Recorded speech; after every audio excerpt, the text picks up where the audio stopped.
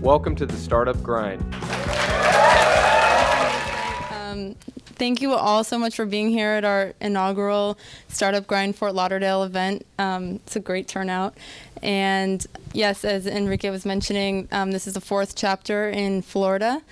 And Startup Grind is a global community with over 150 chapters worldwide. So we're really excited to bring it to Fort Lauderdale. And we're here at the Broward College Innovation Hub. And thank you so much for letting us host it here. We're really excited to have Paula Celestino here today. She's originally from Buenos Aires, Argentina. I almost said it with a Portuguese accent.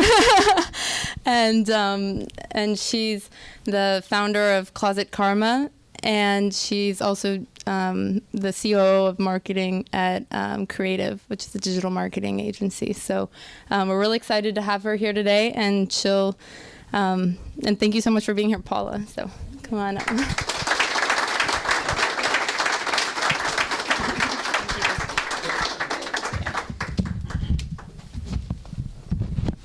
Wow, thanks everybody for coming and watch me speak. That's awesome. So why don't you start and tell everyone a little bit about your personal life, where you come from and how you grew up and how you first got interested in entrepreneurship. Well, like you mentioned before, I'm from Buenos Aires, Argentina, and I grew up with my mom, dad, and my sister until I was 15, and my mom decided to have another one. But basically, I grew up very comfortably. My father had a company.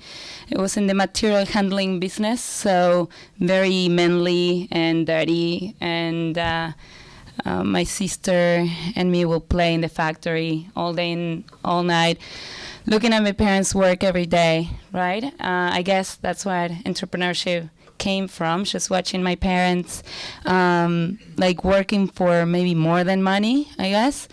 And well, then basically Argentina had a big economic crisis, and most of the people living there lost everything, kind of like it's happening in Venezuela and right now. And we moved together to the United States really without thinking that we didn't have a plan. That's what I mean. We just came to get out of a situation, and then the situation got worse and worse, and we decided to stay. And well, that's where it got interesting, I guess. But that's basically the beginning of it. And I know you're also a Broward College alum, so since we're here at Broward College, maybe you could tell us a little bit about how that experience was for you, how you, what did you study, and how did you work while you were in school, or what did you do? Yeah, well, I owe Broward College a lot. First of all, it was the only school that opened the doors for me and my sister. I mean, for us, coming from a comfortable situation in Argentina, then losing everything and coming here and starting from scratch and suddenly having to be your parents' support. College, even though I did college in Argentina a year before I got here, because I was 18 when I actually arrived on my birthday, which was like the worst birthday ever. But it turned out to be probably the best birthday ever, right? The best birthday present, right? But it was just a big change in our lives. And for a lot of years, just thinking about going to college or university, how we say in my country, it was impossible. In Argentina, schools are basically, you can have the private school there or the public school. And it was never a question, really, if I could go or not. I just knew I would. In Argentina, education is super important. If you don't have one, then it's on your own because the possibilities are there. So it was given that I would have some sort of education. And when I got here and that possibility at first when I arrived wasn't, it really made me lose who I was. And I was 18, right? And imagine my parents.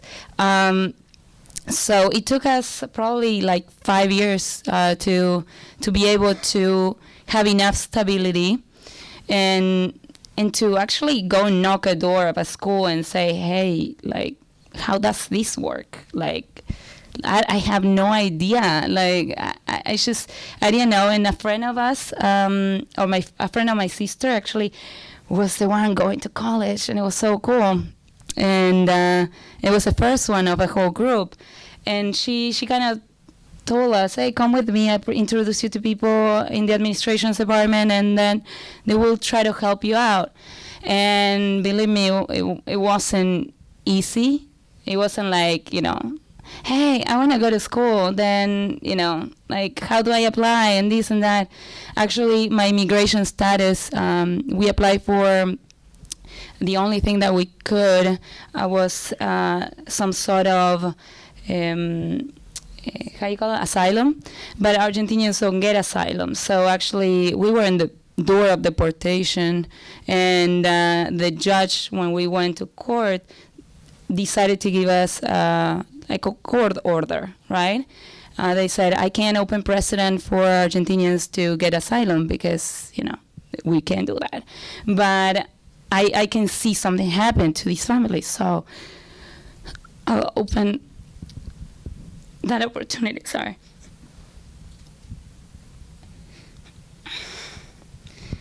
And so I didn't have the actual status to be able to apply.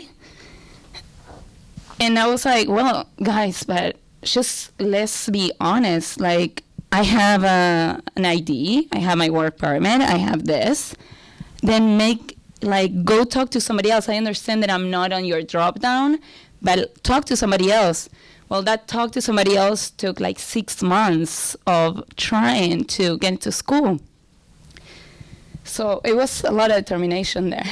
Yeah, that's very impressive that you stayed strong through that, and I'm so happy that you finally found a space at Broward College. Can you maybe tell everyone a little bit about some of the first jobs you had in Argentina or in the U.S.? Well, in Argentina, I was a slave of my parents, basically. They made me work for them for food and car. They gave me a car. I didn't even want to drive a car. I used to live, at least the last house that we had was pretty far from the factory that we had. The factory was in a factory area, which was horrible. And my parents, maybe 4 years before we actually moved here, bought a house and in a very nice place. And my dad used to say that it looked like the Simpsons kind of neighborhood. And that was a good neighborhood. So, like the houses and people like biking. It wasn't like a city. It was a little bit far from the city. So it would take me like 30 minutes, 40 minutes to get to school in the morning. No, 30 minutes, I would say. And my dad, as soon as I turned 16, he's like, guess what? You get a car. I'm like, what? Well, I'm not paying for somebody to drive you anymore, and so you're gonna have to learn how to drive.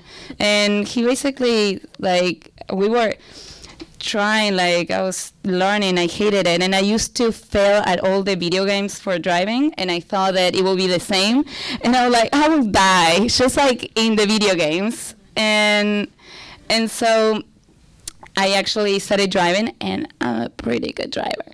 Let's say that. But yeah, I mean, during that time, I will just have to work with my parents and be either the secretary or the person that goes to look for the payments. In Argentina, nobody mails you payments. You have to go and hustle the payment. Yes, you're like, I'm not living here until you pay me, and I'm bringing like 3 bigger people than me later on, and things like that. So I guess that taught me. And then when I arrived here, my first job was in a pizzeria, and was like the only job we were having, and as a family, right? And so it was so important. And I remember people asking me, like, can I have like a salad and with this dressing? I'm like, they want a dress in their salad. I don't get it. My English was really bad. I get the dressing, it's like maybe over the top, but even today puzzles me. But it was like the most important job I had in my life in terms of survival, right? And it was difficult, but then, you do your best, and then people notice when you do your best. And there was this lady who would call me every Tuesday night for a pizza, and one day she said, what are you doing working here? And I said, well, it's my job. I have a job for you. Just give me a call. And she gave me a card. And I treasure that card like you have no idea. She asked me to call not now, like in 2 weeks. 2 weeks at that same time I call, and then she kind of pushed me like, next week. And then I kept calling. And now the following week, and then I kept calling, and then I would say to my mom, that lady ran out of excuses of telling me to call back. Like, I'm embarrassed to keep calling back. I feel so bad. And my mom says, no, feel bad of quitting. keep calling. So eventually I call, and she said, okay, just come by. And I said, yes, I have the job. And when I got there, and this lady was Puerto Rican and spoke Spanish to me, and kind of like throw a couple English things here and there, but really we spoke in Spanish all the time. And so I thought, I have the job. But then when I went, it wasn't. It was a window treatment company. It took me years to pronounce that, window treatment company. So I went there, and I was going to be interviewed not by her in the room, which she was my anchor, right? She brought me in. She was my safe zone. 3 other people that spoke no English, Jewish Americans, and so I was completely at loss. But I kind of, during the time of preparation for the actual interview, I imagined the whole interview in my mind, right? And I'm pretty good at it sometimes. I'm pretty good at it. I don't know. I kind of guess what people's gonna ask me or tell me back after I said something, and I don't know. Anyway, I still think that there was some divine action that happened at that time, because I kind of rehearsed the whole interview in my mind and prepare like lines in my mind, right? And so in their interview, I would say, yes, I guess I was like 19. Yes, I am a 19 years old girl, and yes, I'm from Buenos Aires. Okay, and yes, okay, no, and things like that, and then saying, by the time at the end of the interview, that it went pretty good for my English level. They basically gave me the job, but I had no idea what I was supposed to do on the job. I only knew that I started Monday, and I didn't know how much it would pay me, but it was better than pizzeria, So I started Monday without understanding what I had to do. I was so nervous that I lost my voice for a week. After the week of faking it, I guess, they realized that no, I couldn't speak English. The job was to be the receptionist, and I couldn't understand what people were talking to me on the phone. People had like so many different accents. I only will look for the names. I memorized everybody's names in the company, and I will listen to a name and then just forward it, and that was it. But apparently I sucked because there was a lot of people complaining. But it wasn't all my fault, because there were 2 people in the company. Two of the owners was Ilana and Elaine. And for me, those names were exactly the same.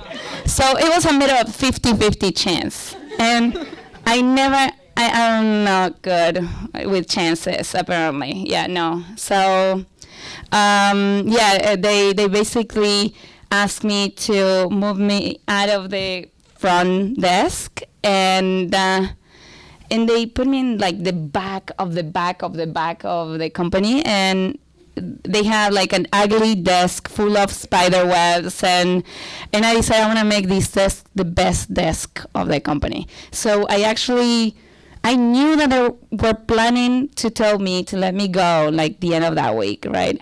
And I cleaned it, very pretty. I put together a computer with pieces of computers that they had. They couldn't believe it that I put together a computer, right?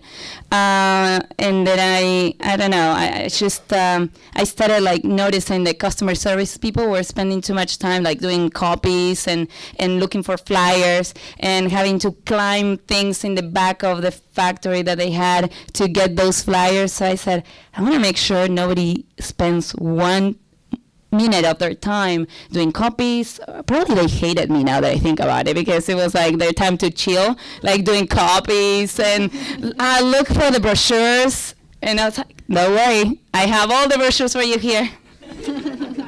So they kind of felt that I was useful. I made myself useful. I found something to do. And I was ready to hear those words to, like go back to the pizzeria, and I didn't. And I worked with them for 2 years, and then I moved into another window treatment company. After those 2 years, I worked 2 more years in the same industry. And I moved from customer service VIP person to actually some customer service for the Latin community that were not being helped that well. That's what I would tell them, right? So I started working like that, and then they knew that I was kind of good with computers, and they asked me to do some type of work in their system. It was so old. I don't know if they will still use something like that, but the thing is, they had these price tables, and they needed to have in the computer for each size the correct price. And I would just check that all the prices were okay. Actually, I found a lot of errors, and I saved them a lot of money. So I was in that department until I left, and I learned a lot of English. I don't know. I learned a lot, all around it. So that was my first experience. Then, like I said, I moved to the other window treatment company, and after that, I went to a construction company for multi-million-dollar houses. I thought it was going to be the most fun job ever, and maybe meet millionaires. I don't know. But no. No, they told me, you're going to be the office manager. I'm like, yeah, office manager. I was managing myself and myself only, meaning that I was working there from morning to night, and I kind of like broke down in my house, and after 3 months of being a slave of these people, and I told my parents, I can't. I can't. I want to go to school. Like, I need to, I don't know, but I need a break, right? And my dad is like, well, your sister does websites. Like, she has like 1 client now. Why don't you like work with her and like do a real company? And I really didn't think much of it. I'm like, yeah, Pia wakes up at 10 a.m. I wake up at 6 a.m. Like, I don't think that will last long. And 10 years later, we're here. So you've been working with creative ever since. Yes. And how did Closet Karma come into the mix from all of that? Well, that was years and years after. That was like actually kind of like last year, 2014. So during all that time, we basically with my sister, we paid off school based on creative, right? We started paying off school with whatever money we made and support my house as well. So I will take 1 class at a time, long semesters, or 1 class or 2 are pretty long. But we just kept going. Not being able to be a full-time student didn't stop us. We knew it was going to take longer, but at least it was something, right? And so I did Broward College for 2 years and something in a change. And then I did FIU because at that time it was Broward Community College and I could only get my associate's degree done. And otherwise I would totally have stayed because I live in Coral Springs and I had to go an hour back and forth to Miami Beach, in South Miami for my classes in FIU. And it was a pain, and it was a lot more money, the classes and just the cost of logistics.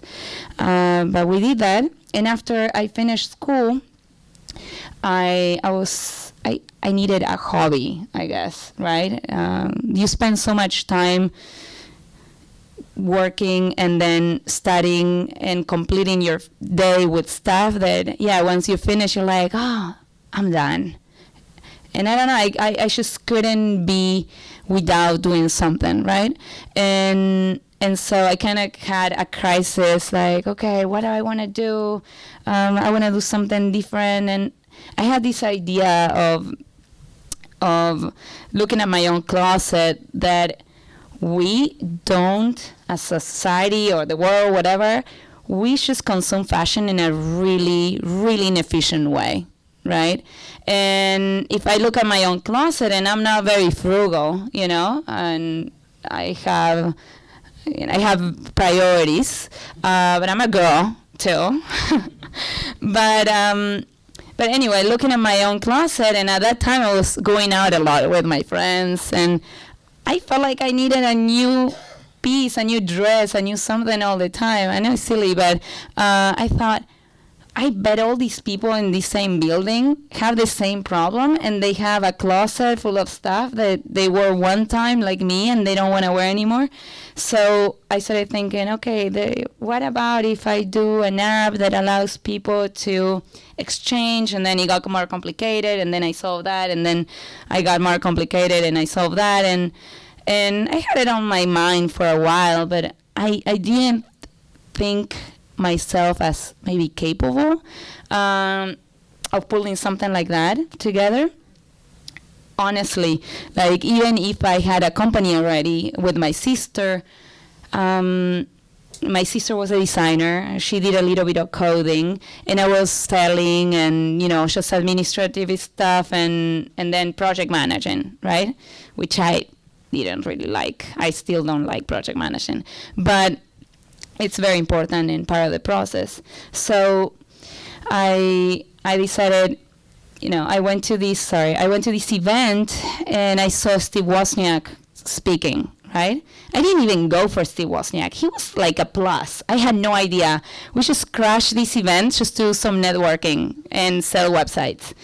And then we were sitting there, and Steve Wozniak is, there talking, the founder of, one of the founders of Apple with Steve Jobs.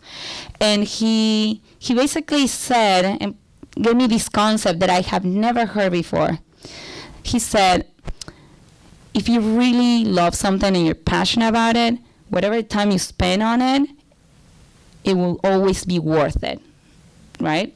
You will not regret it, even if you don't make one penny out of it, because it's your passion.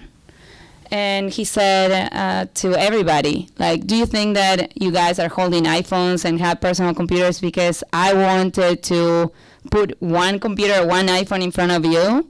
No. Do you think I did it because I wanted to create the next billion-dollar company? Hell no. I did it because I wanted a computer for me. Only at that time, computers were available for universities or and like governments and things like that, armies and stuff. And so he wanted one for himself, and he worked night and day for that, for himself. And he was the happiest person having a personal computer written on paper. He said, like, 1001, 1001, and things like that. Coding, that's cool. And he said, the day that I put one together, even in paper, was the happiest day for me. So the rest was great. But when you work on something that you love, nothing will compare. Nobody can compare to that. And that might not take you to maybe money, but your experience working there will open doors, and those doors will open those opportunities. So that for me was like, so I can work on something that I don't know if it's going to make me a millionaire. Yes. And I said, okay, let's do Closet Karma then. And I started doing it as a personal project and to explore my own creativity and to break my own blocks, of creativity. So that's how I started. Can you tell us a little bit about some of your, biggest challenges or fears and how you've overcome them? Yeah. One of and this is after lots of failure and lots of falling and lots of therapy as well.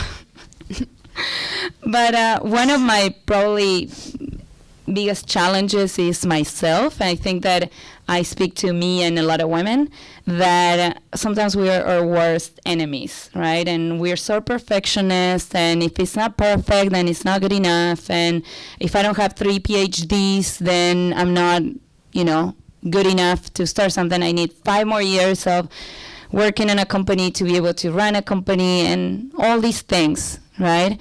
We're very doubtful, and one of my biggest challenges is that doubt and fear. Like, I realized that I had, it's weird because you don't notice. You go through life, and I've been through a lot of things, and makes me feel fearless in a lot of ways. But then I realized I had so much fear. And then one person told me one time, you know why you're full of fears? Because you're creative. You're imagining all these bad things will happen to you if you do A, B, and C. And fear can be fear of failure, fear of embarrassment, of looking, like a fool in front of people. Fear has many faces. And we all have our fears. For example, one of my fears was feeling embarrassed in front of people, right? People thinking that I'm stupid or that I look weird because I had an accident when I was 3. And I know a lot of you guys might not notice because it works like this. A lot of people doesn't notice, and a lot of people notice. So I had an accident, and I hurt my left eye so bad that I lost a lot of vision when I was 3. So when that happens, your eye stops developing, and also I have a lot of surgeries in it. And what happens is that your eye, since it can't see, starts drifting away, right? So when I was young, I was really bullied because I had a lazy eye, right? People can be mean in middle school and stuff. And so then I got surgery when I was 13, so I was getting into high school, thank God. I changed schools too, and I got surgery at that time because you needed to wait until your eyes fully develop and blah, blah, blah. But I got surgery, and it was less noticeable, but it was because, the eye moves a little bit slower and stuff. So for me, that was one of my biggest fears, right? Even though a lot of people don't notice, and a lot of people don't see that as, Paula is, they might say Paula is, intelligent, beautiful, this, that, and yeah, she has that, right?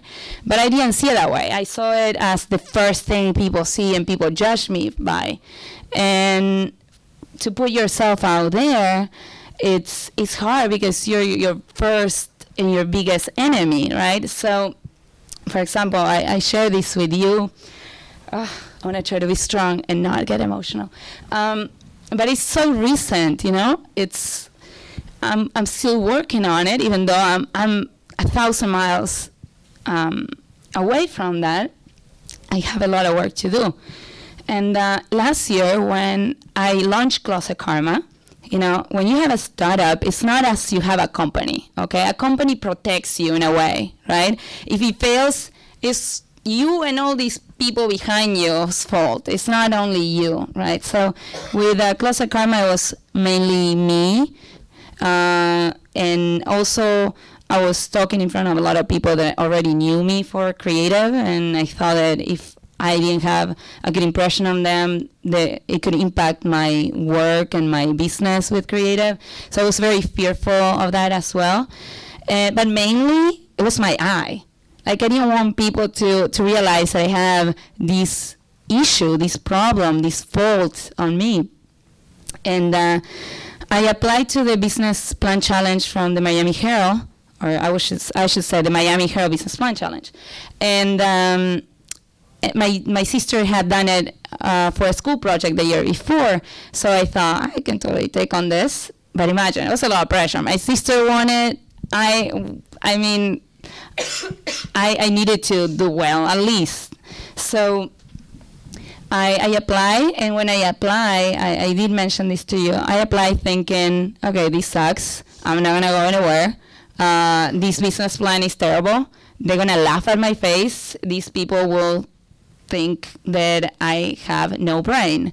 And well, I got selected, and the first thing I thought is that, they probably didn't have enough people. They probably, because my business plan was terrible. I mean, honestly. But the funny thing is that a guy, a lot of times, and I know there's a lot of guys here, but a woman looks at herself in the mirror and she's like, I need 3 PhDs to open my own company, and a guy is like, I can be president of the United States tomorrow, right? So a guy, if they will get the news about, getting through the business challenge, the business plan challenge, they will be like, yes, I'm gonna win this. Instead, me, it was like, they probably didn't have enough people, right? But anyway, I kept going through it, and then after that, they told me, okay, you're a finalist. Now you need to do a video, like, with a camera right here on your face, and look straight and say your pitch. And I'm like, I can say my pitch, but the only thing I can't do is looking straight at the camera, because I just can't. And I mean, and it was such a hard moment for me personally, because I didn't want to embarrass myself. When I talk to people and I move my hair and I move my head and I move my eyes, you can camouflage it, right, a little bit, or my makeup. But then having a camera right here and then having to speak straight in the camera, I felt like, oh my God, it's going to be embarrassing. Everybody, all my colleagues, people that I admire, people that I don't know, that don't even know me, are going to think terrible things of me, are going to think that I'm probably, I don't know, mental issues. And I thought, I'm not gonna do it, and I was practicing my pitch in front of a mirror, and the first thing I will notice is like my eye drifting away.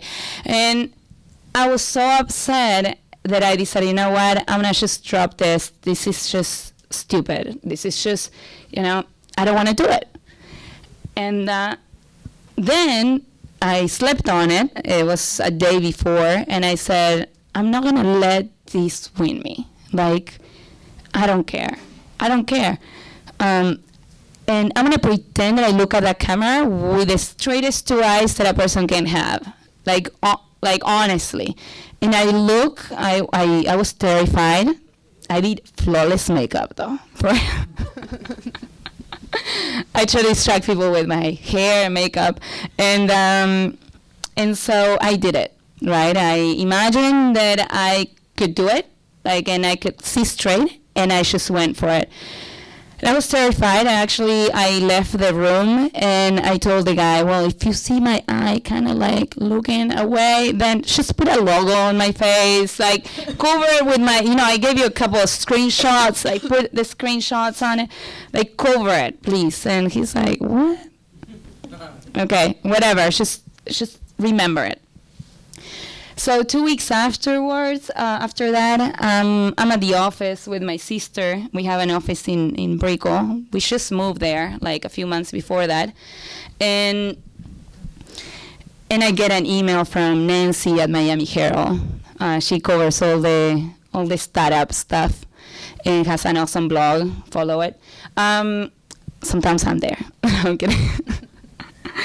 And she sends me an email saying, "Congratulations, your video is up in the Miami Herald .com website." And I'm like, oh my God, like 1 million people are gonna watch this. It's so embarrassing. Oh God, and to win, I had to, on top of having the judges and everything, I had to share it and get likes and get votes. So it was a double sword, right?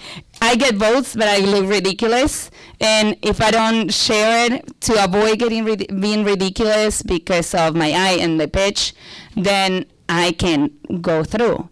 So I didn't want to click on the video. And my sister is like, "Come on, Paula, don't be an idiot. You're being an idiot right now." My sister is wonderful. She's like my idol. So, and she's younger.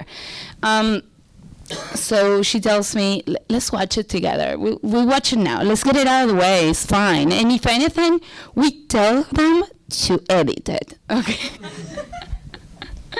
So I open it and I started watching it, and of course, as you can tell, I started crying immediately because I realized that the last thing I saw was my eye, even though I could see it, right? And I'm my biggest enemy sometimes. I could see it, but I saw other things before that. And for the first time, even though, I'm a pro posing for pictures, and I did work on TV, like on the side and things like that.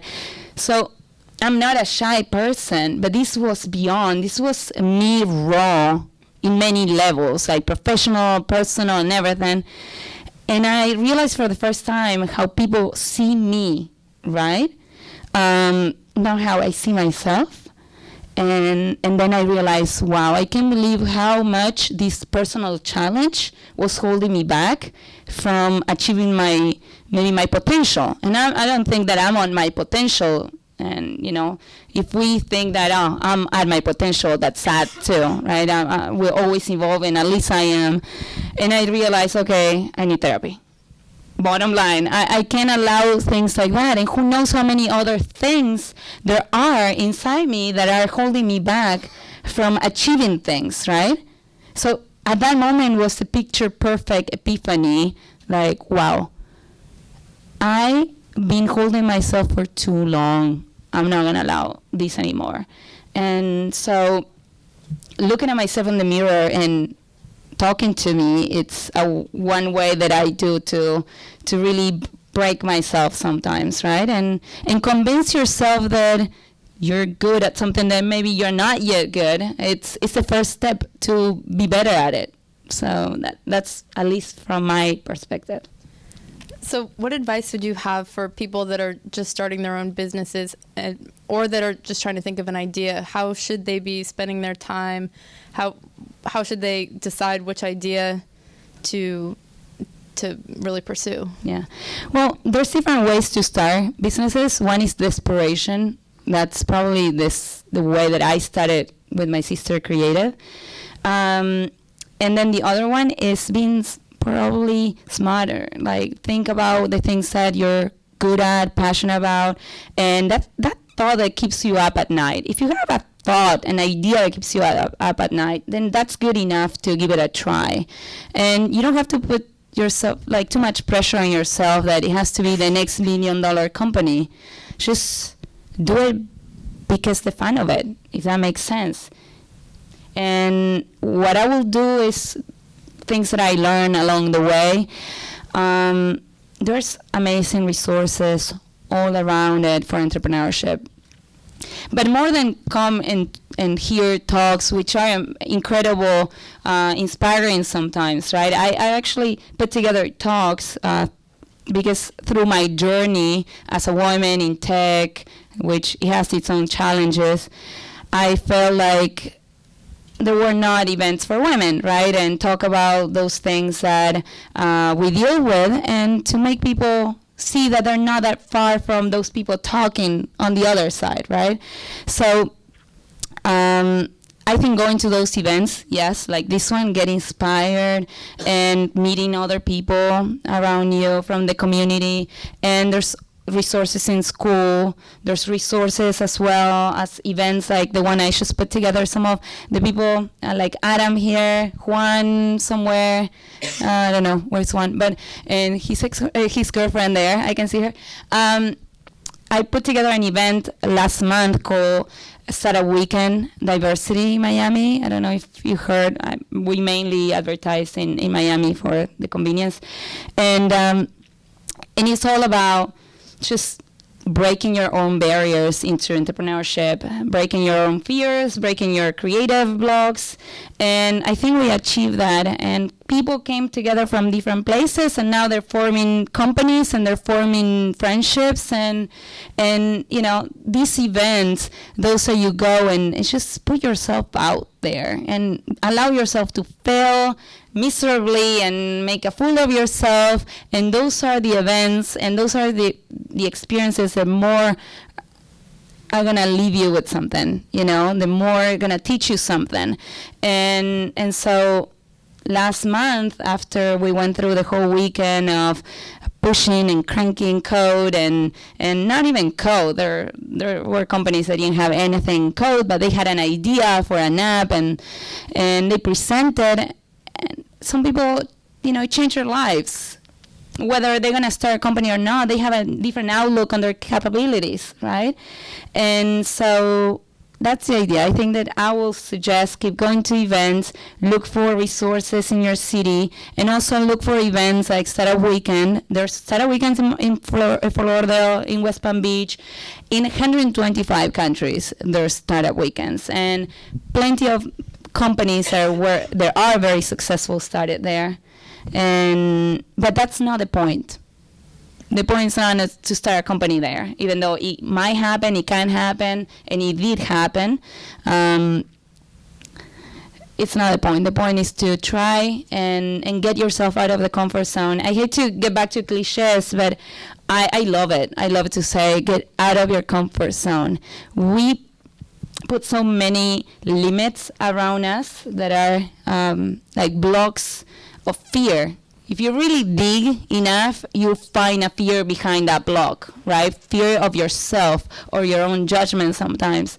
And when you start playing, right? Because these events are more like play in a way, and they're designed to be that way. You realize that you're being too hard on yourself, and there's easier ways to get into entrepreneurship. And it's all about pivoting. If you're in startups, you know what pivot is. It's changing constantly. If something doesn't work, you change it right away to something that, you know, you can try again, and maybe that will work. And if it doesn't work, you try something else.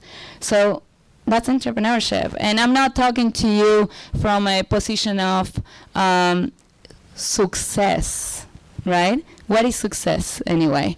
Like, success is, for me today, is doing something that you love and that you can live off that. That for me is success. Then whatever comes after, that's even better. And another thing that I learned is that the more you put yourself at service, the more you put yourself in a way that you can empower people, the more you empower yourself. You know what I mean?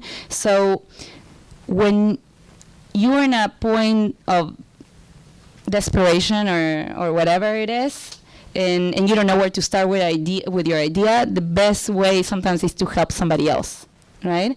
Because our minds were like that. So I suggest that you guys keep moving, and just put the first foot forward. Sometimes that's what all it takes, you know. Nobody that I know started their companies thinking that it's gonna be amazing, or I'm gonna make so much money and my life is gonna be, you know, all pink and roses. It's about that idea that keeps you up at night, and you just do one step and you follow with another, And then you don't know where that other step will be, but you just do another. And then you end up in a completely different road that you ever imagine yourself. But you're so grateful for the journey that you're building for yourself, right? So that's basically what I'm doing, guys. You know, I have Closet Karma. I had my failure with Closet Karma. I chose the wrong team member, and I decided to, for a long time, it was devastated because I worked so hard into it, and then suddenly I have nothing, right? But then I realized I have everything. It's not that I don't have anything anymore. I don't have maybe the functional website, and website I have it, the app itself. But after some back and forth and, you know, deciding where I wanted to go and what makes me happy and everything, I decided I'm going to rebuild my team. I'm gonna keep doing this because I think that the world needs it. Bottom line, you know, it's fun, and I'm not there for the fashion. Of course, it started like that, but I think that the world is going to a place of more sharing, you know, and sharing economies, projects, and Closet Karma is all about the sharing economy, right? So I believe the world's going there. That's my bet. Then what else? I think that we consume fashion in a really inefficient way, and that we can help each other and help the environment. You also mentioned, we might be able to decrease the amount of clothes that end up in landfills. Yes, like if you extend the life cycle of a clothing item because you wear it once and then you allow another person to wear it, you know, for another time or 2 times more, then you're decreasing your carbon footprint, and that also affects the garbage. How do you say that? The landfill. The landfills. Yeah. Thank you. So. And also, in many cases, it may, you know, lessen the burden on, you know, child labor and that sort of thing. Well, that's definitely, like, if you ever heard about fast fashion, the reason why we have access to really inexpensive clothes is because of fast fashion. Fast fashion is terrible. These big companies that I don't think that they don't have to, they don't have to stop doing business at all. They just have to maybe change the way that they produce clothes. That's all I'm saying, right? I just want to people, you know, to allow more people to wear whatever they want without having to spend all their money or put themselves in debt, and also having to go to buy cheap clothes that just fits this horrible industry that kills people on the other side of the world, right? And I don't know if you heard, like, there's factories in Bangladesh and factories in Cambodia of big name brands that, you know, they take advantage of the fact that they don't have maybe the good labor rights and they don't have any environmental laws, and because of that they can produce very cheap clothes, and that's unfair. I don't want to wear something that somebody like, you know, drain. I don't know how to say. Suffer for, yeah. So that is my mission behind Closet Karma, right? And that's why I want to continue doing it. Honestly, I know that there's a possibility to make money, and of course I have a business model and everything, but I know that more possibilities will open up as soon as I get to the right places. And I'm just there for the mission. So when you have a mission, you have a passion for it, all these challenges, all these problems are small. Now, when you see somebody that started a company, and then I hear this all the time, like, I started something, but the first challenge that they have, they drop it. And they drop it not because they're lazy, they drop it because of fear, right? So that's why I'm so passionate about that particular thing, because I found it in myself, right? And I think a lot of people have the same problem. Yeah, and another thing that really stuck with me from our conversation earlier was you said, if you think the world needs it, do it. Yeah. And that's, very true of your mission with Closet Karma. And another side thing that you're doing now is making a Spanglish keyboard. Yeah. And I know you mentioned, you don't expect to be a millionaire from making a Spanglish keyboard. So a Spanglish keyboard is auto-correcting both English and Spanish at the same time without having to switch. In Spanglish, because we all do. And it's you do those, yeah. And it's the same thing. You want it for yourself. You think the world needs it. You don't know necessarily how much money you're gonna make off of it, but. And the truth is that I'm being smart as well in terms of, okay, I'm not putting my house in, like selling my house for, to building this. I wanted to make sure that I wanted to do it, but I needed to do it in a way that was really, really, really, really extremely cost efficient, because I knew that, I will get downloads. Believe me, I have people, like my friends are waiting for it at least. So I know that I can make money off them already. But the truth is that, I mean, the technology used for this is nothing patented or nothing that some other big keyboard company can like replicate easily as soon as I see that, there's a need for this, right? So really it's more the fun of it. I think I need it and a lot of people need it. And also it's not that costly to do it for me. So I'm doing it on the side, yeah. Well, thank you so much. Do you have anything else to add before we wrap up? No. Did I speak that much? No. I just feel like I should start it. You're hilarious. I love your stories. Thank you.